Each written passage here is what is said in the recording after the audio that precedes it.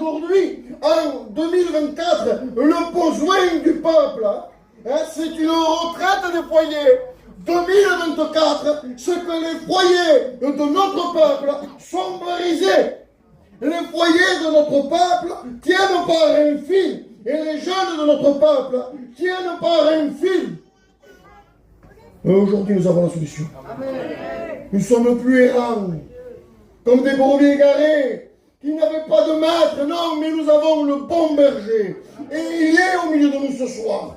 Et c'est avec assurance que je prêche, avec assurance que j'apporte, parce que la Bible m'enseigne qu'il n'est plus dans le tombeau, il n'est plus sur la croix, mais il est ressuscité. Et ce soir, il est là au milieu de nous. La Bible dira, il marche au milieu des 7 chandeliers d'or, c'est-à-dire au milieu de son église. Où il est, je ne sais pas où il est, mais je sens la présence de Dieu. Je sens qu'il est là. Il va se passer quelque chose. Est-ce que vous l'avez compris, le Seigneur? J'ai besoin de la grâce de Dieu. On a besoin du Seigneur pour être à l'écoute de l'Évangile. Nous ne voulons pas qu'aucune parole ne tombe à terre. Je veux être pas long ce soir, ce n'est pas long. Mais je veux faire passer le message. Alléluia. Est-ce qu'on prie le Seigneur? Amen. Que Dieu soit béni. J'aimerais vous poser une question moi, ce soir. C'est pourquoi tu es venu sur ce chapiteau? Pourquoi tu es venu dans cette mission? Du lieu où tu étais, tu as pris ton camping, tu es venu là, sur la place, passer 15 jours avec la mission. Tu es venu de chez toi, tu es venu ici. Pourquoi faire tu es venu? Et j'aimerais donner une explication à ça, pour qu'on puisse comprendre. Il y a une histoire qui nous est dit que j'ai écouté un jour. Il dit qu'il y avait dans un village, c'était il y a 100 ans de ça, où le village mangeait de leur récolte. Ils vivaient, ils mangeaient, ils se nourrissaient de ceux qui récoltaient les légumes, les fruits, ils mangeaient de ça. Mais l'histoire dit que il y avait pendant un temps, la pluie ne tombait plus. Le soleil était là, 10 jours, 15 jours, un mois, plus de pluie. Et la sécheresse était là, la famine était là. Le peuple, les enfants commençaient à manquer de nourriture. Alors le pasteur du village, au mardi à la réunion, vous savez ce qu'il a fait? Il dit, écoutez aux chrétiens, on va faire quelque chose. Il dit, jeudi à la réunion, on va faire une réunion spéciale. On ne va pas prêcher, on ne chantera pas, on va faire une réunion spéciale. On va prier Dieu pour qu'il envoie la pluie. Et toute l'église a dit Amen, Amen. Et le jeudi est venu. Et les chrétiens étaient là. Il y avait les gens du village qui étaient là. Et les gens commençaient à parler, 8h15, 8h20. Et bien sûr, il y a une petite fille qui a commencé à rentrer dans l'église. Et l'histoire nous dit que la petite fille avait un parapluie dans ses mains. Elle est rentrée, tout le monde faisait ça. Il a pointé du doigt. Et rigolait d'elle. 50 degrés, un soleil pour mourir, une canicule. Et elle avec un parapluie à la main. Et quand elle est arrivée devant un chrétien, il dit, ma fille, où tu vas avec le parapluie? Et la petite l'a regardé avec ses yeux. Et lui a dit, mais c'est pas la réunion spéciale ce soir? On va demander à Dieu qu'il envoie la pluie. Écoutez, il y a deux moyens de venir à la réunion. Il y a deux façons pour demander ou pour recevoir. Comment tu es venu ce soir? De quelle manière es-tu venu dans cette mission, dans cette réunion? Tu es venu pour demander? Comme tu as fait la semaine dernière? Je sais qu'il y avait la retraite à Toulouse. Peut-être certains viennent de Toulouse. D'autres à la réunion la semaine dernière, là-bas, à Montebéroux.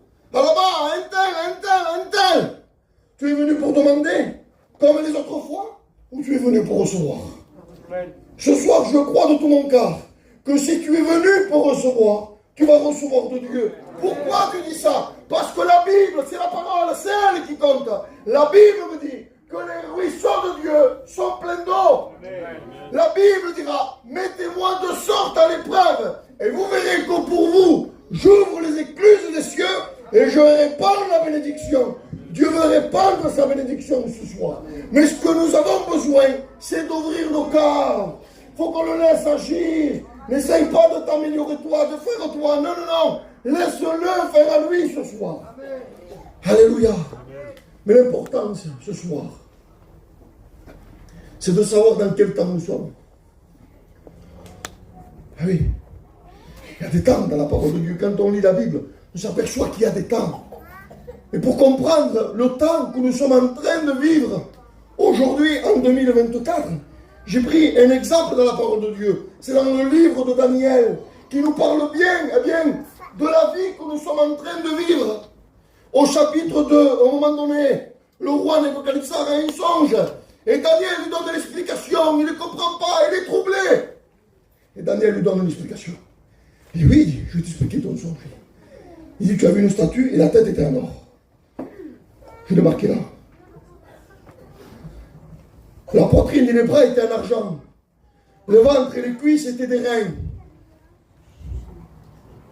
Les jambes étaient de fer et les pieds étaient de fer et d'argile.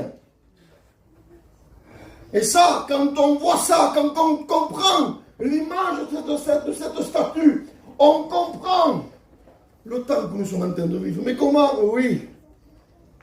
La tête était en or. Le commencement. Quand Dieu a créé Adam et Ève, les a mis dans un jardin d'Éden. Et là, il y avait de la valeur. Il y avait de la valeur. La vie avait de la valeur. Il y avait du prix. Mais voilà. Romains chapitre 5 et verset 12. Il dit, par un seul homme, le péché est entré dans le monde. Et la mort, la séparation de Dieu, s'est répandue sur tous les hommes. Et là, la décadence s'est faite. De l'or, on aime l'or, non? De l'or, c'est passé à l'argent. Décadence. Et quand on lit la Bible, on s'aperçoit, on peut lire, on commence. Les frères ont parlé de Noé. On pourrait en parler des temps de Noé. Il dit les hommes, la méchanceté des hommes. Il dit la méchanceté est montée jusqu'au trône de Dieu. Il dit les hommes ne pensaient qu'au bien-être, qu'à s'amuser, aux amusements. Il dit la méchanceté des hommes se tournait uniquement, la Bible dira, uniquement vers le mal. Uniquement chaque jour, tous les jours, se détourner de Dieu et se tourner vers le mal. La décadence était enclenchée. La décadence s'est faite, elle était enclenchée. Et on peut continuer à lire comme ça toute la parole de Dieu. On peut arriver au temps de Sodome et Gomorrhe. La Bible dira que le péché de Sodome était énorme. Et pourrait dire, ben alors, pasteur, quel temps on est, nous? L'or, on n'est plus l'or, on n'est plus l'argent, on n'est plus les reins. Quel temps on est? Quel temps sommes-nous? Quel temps vous voulez être? On n'est plus de l'or, on n'est plus de l'argent, on n'est plus de l'airain. On n'est plus le fer, Témirnier, c'est passé le fer. Mais quel temps? On est dans le temps de la fin. On est dans le temps des pieds, où la Bible dira ils sont faits d'argile. Et l'argile, c'est de la boue. Et voilà dans le temps que nous sommes en train de vivre aujourd'hui. Nous sommes en train de vivre un temps de boue, un temps de péché, où notre peuple s'ouvre au péché, se jette dans le péché, se roule dans le péché. Et le péché est imprégné en nous. Et on peut voir des foyers aujourd'hui brisés, cassés, des vies qui tiennent par un fil. Aujourd'hui, le péché nous brise, le péché nous casse, le péché nous courbe, nous attriste, nous brise. Que Dieu soit béni. Comment? Oui, Dieu soit béni. Parce qu'il y a la solution. Amen. Y aurait-il des foyers ce soir comme ça? La mission, je pense à ça chez moi. Je dis, je ne peux pas dire ça. La mission de la dernière chance. La réunion de la dernière chance, on va essayer, on va voir. Mets-le à l'épreuve ce soir. Tu vas voir le ciel s'ouvrir sur ta vie. Tu vas le voir rentrer à l'intérieur. Il va bouleverser ton corps. Comme il a fait dans le temple quand il est rentré. Il a tout jeté à l'extérieur. Et ce soir, il va rentrer. Et ce qui fait la misère à ta vie, ce qui fait la misère à ton corps, ce qui fait la misère, il veut le jeter dehors. Écoutez, le péché nous change notre identité. On n'appelle plus personne par son prénom. Comment? Oui. Quelqu'un qui se drogue, on l'appelle le drogué. Quelqu'un qui vole, on l'appelle l'alcoolique. Quelqu'un qui vole, on l'appelle le voleur, l'escroc. Il nous change notre identité. Il change notre identité. Il change. Et il nous courbe. Et il nous courbe. Mais que Dieu soit béni. Tu ne connais pas ma vie, moi, toi. Certains pourraient dire ça. Tu ne sais pas ce que j'ai fait. Si tu connaîtrais ma vie, si je te raconterais après la réunion ma vie, J'ai fait ça, j'ai fait ça, j'ai fait ça, j'ai été comme ça, j'ai comme ça, j'ai allé à tel endroit. J'aimerais te dire, tu as de la valeur aux yeux de Dieu. Amen. Je le répète, tu as de la valeur aux yeux de Dieu. Mais tu ne sais pas ma vie. Tant pis si je ne la connais pas. Je ne connais pas ta vie, mais je sais le Dieu que je sers. Amen. Je sais le Dieu que je sers. Vous permettez que je vous donne un exemple? J'aime bien prendre des exemples, moi. Je l'avais fait un jour, les frères m'avaient dit l'occasion de faire une réunion de jeunes dans un séminaire, et j'avais fait cet exemple. Et quand on voit peut-être de nos yeux, eh bien, on comprend plus vite. Je vais sortir un billet de ma poche. J'aimerais vous demander, quelle valeur a ce billet? Vous le voyez? Quelle valeur il a? C'est un billet de 20 euros. Il a une valeur de 20 euros. Ça vaut 20 euros. Maintenant, si je le prends dans mes mains, que je le brise là, il est froissé, il est broyé par mes mains. Dites-moi, quelle valeur il a? 20 euros. Maintenant, je fais autre chose. Je le jette par terre. Je l'écrase là. Il est écrasé, maintenant. Quelle valeur il a, le billet sous mon pied? Il a toujours 20 euros. Et peut-être que ce soir, il y a des personnes comme ce billet, où le péché les a écrasés, où l'ennemi les a brisés. Ils sont écrasés par le poids du péché. Mais j'aimerais te dire qu'aux yeux de Dieu, tu as de la valeur. Amen. La Bible dira, Romains chapitre 5 et verset 8, parce que lorsque nous étions des pécheurs, Christ est mort pour nous. Il est venu pour les malades. Mon frère, ma soeur, il est venu pour toi. Amen. Et il s'est donné à la croix. Amen. Pourquoi? Parce qu'il voyait cette réunion le 17 septembre 2024. Il te voyait à toi courbé par ton péché, brisé par le péché. Et il est allé jusqu'au bout. Amen. Ça, c'est l'amour du Christ. L'amour de Dieu. Alléluia. Il est parti. Il est descendu du ciel pour mourir sur la croix. Il n'a pas renoncé. Je disais ça l'autre jour dans une réunion. 12 ans, à l'âge où un enfant voudrait jouer au ballon, au billes, à tout ce que vous voulez. 12 ans, il était dans le temple. Et Marie, avec le père Joseph, le cherche. Et ils sont là. Je ramasse mon pied. Amen. Hein?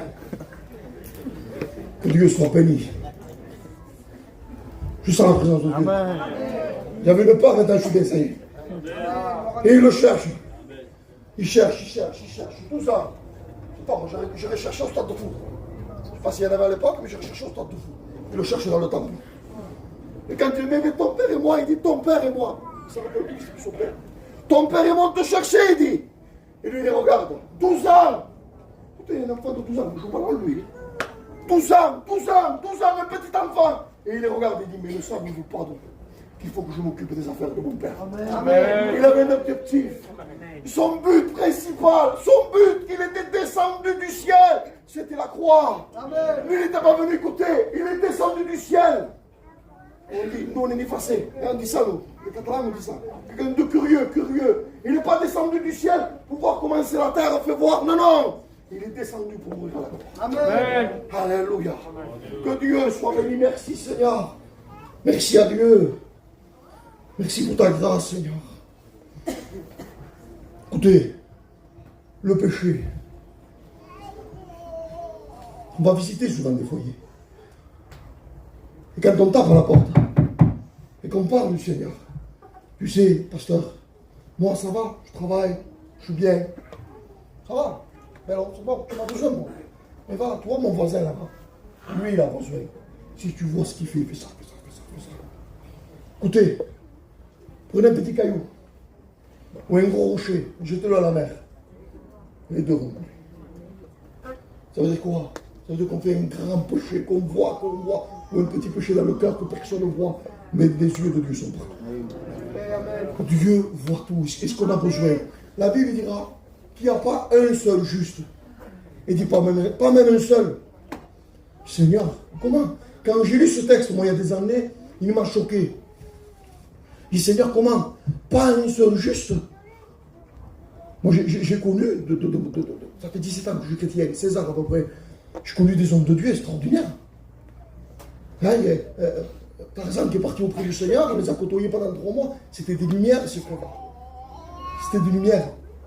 Quand je lis la Bible, quand je vois la parole de Dieu, 6 milliards, depuis tout temps, pas un seul juste, tous pécheurs, tous besoin de passer par la croix, tous besoin de passer par Jésus. Oui, il n'y a pas un seul juste. Abraham était prêt à donner son fils. Je ne sais pas si on réalise la portée de la parole. Dieu lui demande son fils. Abraham, donne-moi ton fils à la montagne. Prends son petit. Isaac, 7 ans ou 8 ans, je ne sais pas, 10 ans qu'il avait. Et il le prend, il le monte en haut de la montagne. Quand il le monte en haut de la montagne, c'est pour le sacrifier, il prend le couteau, il passe en bas. Il dit, j'ai vu que tu étais capable de le faire. Arrête. Et moi, je réfléchissais à ça. Et je disais, Seigneur, prêt à donner son fils. Il dit, Seigneur, on me le demande pas, moi, je ne le fais pas. Prêt à donner son fils. Et le Seigneur me disait, il dit, il n'y a pas un seul juste. Pas même un seul. Alors je réfléchissais dans ma réflexion. J'étais là et je dis, Seigneur, et je pensais à l'apôtre Pierre.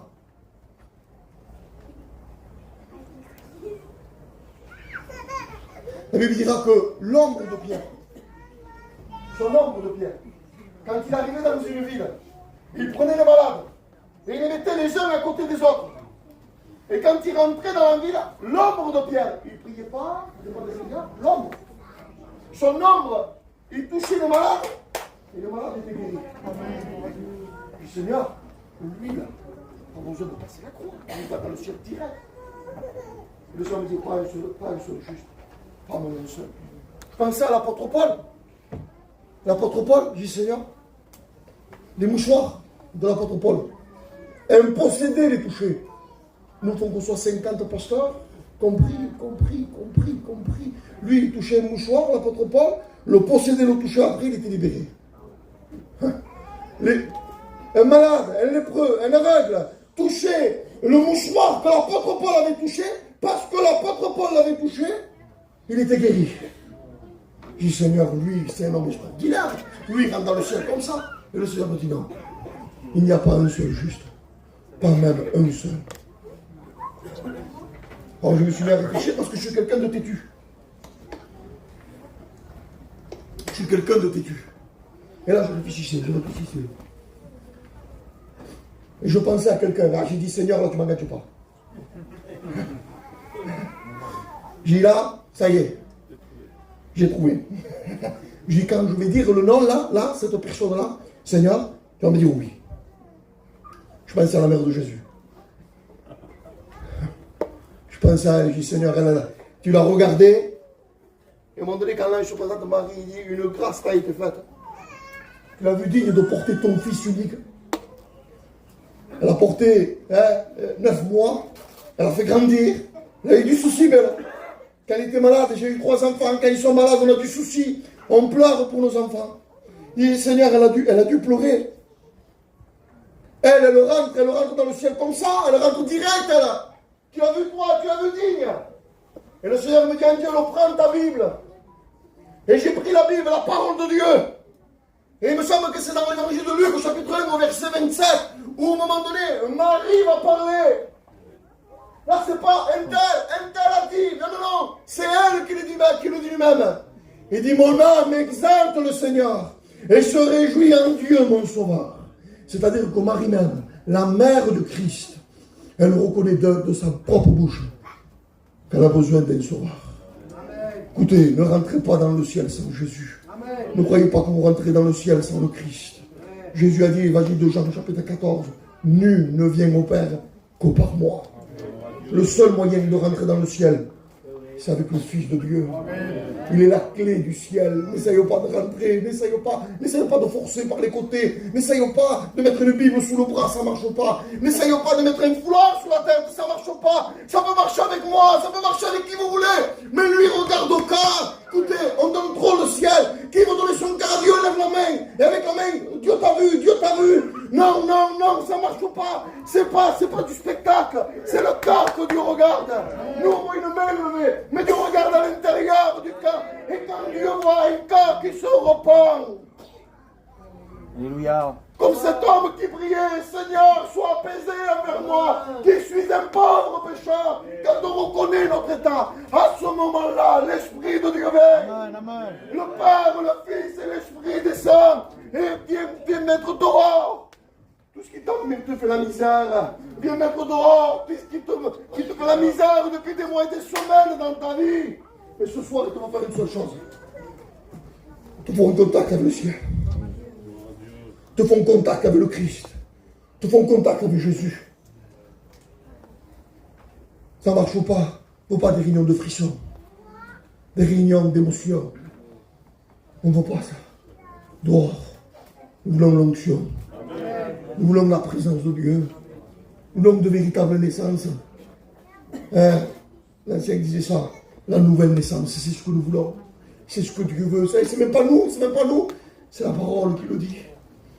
Parce qu'on a besoin ce soir, j'avais un message, Seigneur. Je ne suis pas rentré dans le message. On va regarder quelques notes là, que j'ai marquées.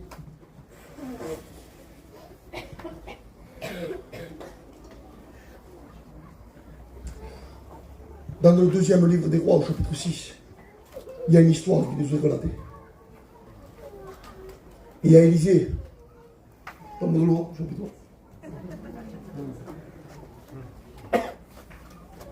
Il y a une histoire qui nous est relatée.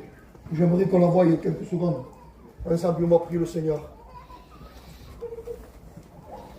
Il dit qu'il y avait Élisée. Il était avec ses jeunes, avec les fils des prophètes. Et ils étaient dans un lieu. Et la Bible dira que le lieu était trop petit. Et puis les jeunes ont dit, écoute à l'ancien, permets que nous ayons au Jourdain et que nous ayons prendre des bois pour agrandir ce lieu parce que c'est trop petit. Puis Élisée regarde ces jeunes et dit, allez-y, il dit. Et un des jeunes, il a dit, Élisée, il dit, toi, il dit, l'homme de Dieu, viens avec nous. Et la Bible dira qu'ils sont descendus au Jourdain avec l'homme de Dieu. Et quand ils descendent dans le Jourdain pour couper des bois, pour couper des troncs, ils ont leur hache la main, la Bible dira. Et ils vont commencer à couper.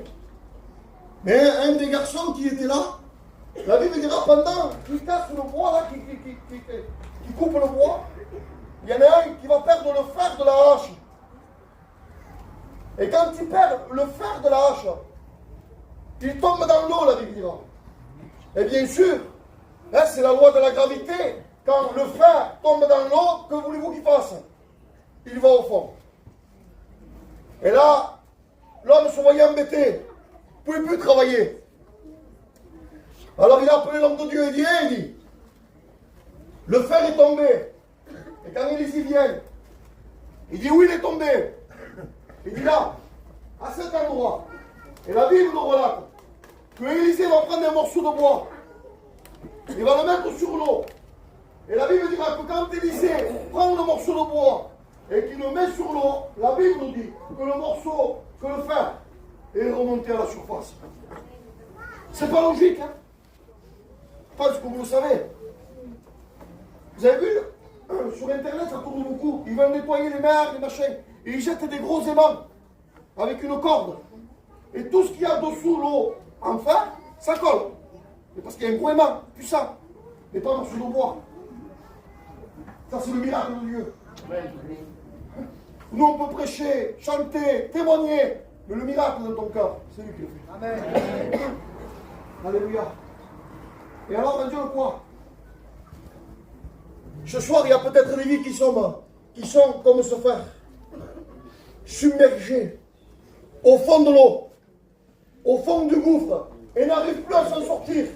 Et comme je disais tout à l'heure, je me répète, c'est la réunion, la mission de la dernière chance. On va voir, ma femme, on va aller là-bas. Tu vois pas comme on n'en peut plus. Amen. On ne sait plus comment faire, on est brisé, on est cassé. Submergé, submergé. Mais qu'est-ce qui a fait monter le fer? Qu'est-ce qui peut te faire revenir à la surface? Que le bois de la croix qui peut te faire revenir à la surface. Amen. Il faut que tu t'approches ce soir. Ce soir, il faut que tu t'approches. Oh, viens pas devant, tombe pas à genoux, pleure pas, mais déchire ton cœur. Amen. Déchire ton cœur, laisse-le rentrer. Seigneur, tu vois mon péché, tu vois ma désobéissance. Seigneur, pendant des années, je suis venu aux réunions, mais jamais j'ai rien fait. Mais au Seigneur, ce soir, je te donne mon cœur. Je remets ma vie entre tes mains. Et le contact avec la croix, va te faire remonter à la surface. Amen, amen. Alléluia, on continue. 2 minutes, quelle heure il est? Je sais pas quelle heure il est. 10h moins 20. 3 minutes. Heureusement que j'avais peur. Hein. C'est bon? Alléluia. Une autre histoire, Genèse, chapitre 12. Où Dieu parle à un homme qui s'appelle Abraham. Il dit Abraham, il dit quitte ton pays et quitte ta patrie et je ferai de toi, il dit, une grande nation. Et la Bible nous dit ça. Quand Abraham se lève de bon matin, prend ses affaires, prend ses bagages et il quitte le pays. Abraham n'a jamais entendu la voix de Dieu. Et là, il entend la voix. Il dit Abraham, quitte ton pays, quitte ta patrie, et je ferai de toi une grande nation. Écoutez, pourquoi Abraham a quitté son pays, où il était depuis des années, où il avait vécu, où il avait toute sa famille peut-être, avait tout. Pourquoi il est parti? Vous savez pourquoi Abraham a tout quitté? Parce qu'Abraham était conscient que ce que Dieu avait à lui donné était plus grand que ce qu'il avait. Je le répète, vous n'avez pas compris, je crois. Vous n'avez pas compris. Abraham était conscient que ce que Dieu avait à lui donner était plus grand que ce que lui il avait. J'aimerais te dire ce soir que ce que Dieu a à te donner est plus grand que ce que tu as. Tu as peur de perdre ton petit travail. Si je me convertis, je ne pourrais plus aller chiner. Je ne pourrais plus me dire un petit mensonge. Je ne pourrais plus signer ce papier. Je ne pourrais plus faire ça. Je ne pourrais plus faire ci. J'aimerais te dire que Dieu a quelque chose à te donner qui est plus grand que ton travail. Amen. Que Dieu soit béni. Abraham était âgé de 75 ans. Il avait tout, Abraham. Il était riche. Il avait des servantes. Sarah, sa femme, ne faisait pas la machine à laver. La vaisselle, elle ne la faisait pas. C'est des servantes qui la faisaient. Lui, nettoyer la voiture, le camping, tout ce que vous voulez, la maison, tout ce que vous voulez. C'est pas lui qui le faisait. C'était des serviteurs. Il avait tout, Abraham. Il avait tout. Mais il manquait le plus important dans sa maison. Il manquait le plus important. Vous savez ce qui lui manquait, Abraham? Il lui manquait un fils dans sa maison. Si on pourrait parler à Abraham, pourquoi tu es parti? Pourquoi tu es parti? Tu as tout quitté. Tu as tout quitté. Et tu n'as pas entendu ce que Dieu m'a dit. Je ferai de toi une grande nation. Et Abraham avait un problème. Il n'avait pas de fils dans la maison. Combien de personnes ce soir sont comme ça? Et ils ont tout, Bélo. Ils ont l'argent, les voitures, les campings, les maisons neuves, d'intérieur, tout ce que vous voulez, tout. Mais il vous manque le plus important dans la maison. Pour ça qu'il y a l'angoisse. Pour ça qu'il y a un mal-être à l'intérieur. Mais Nelson, on a tout. Je ne comprends pas, Nelson, je ne suis pas bien. Il y a une angoisse, il y a un mal-être en moi. Pourquoi? Parce qu'il te manque le plus important ce soir. Il te manque le Fils de Dieu dans ta vie. Et ce soir, si tu acceptes le Fils de Dieu dans ton cas, il va mettre tout dehors. Il va prendre lui la place. Lui la place. Que Dieu soit béni. Et c'est à lui que nous voulons lui donner la place. Qui c'est qui veut le Fils? On va tous lever la main. Moi, je veux le Fils. Moi, il faut faire comme Abraham. Abraham a quitté le pays, a quitté sa patrie. Comme tu veux que je parte de ma famille? Non. Quitte le pays du monde ce soir. Quitte le pays du péché pour le pays de Dieu. Alléluia. Pour le pays où coule le lait et le miel. Alléluia. Que Dieu soit béni. On baisse nos têtes et on prie le Seigneur.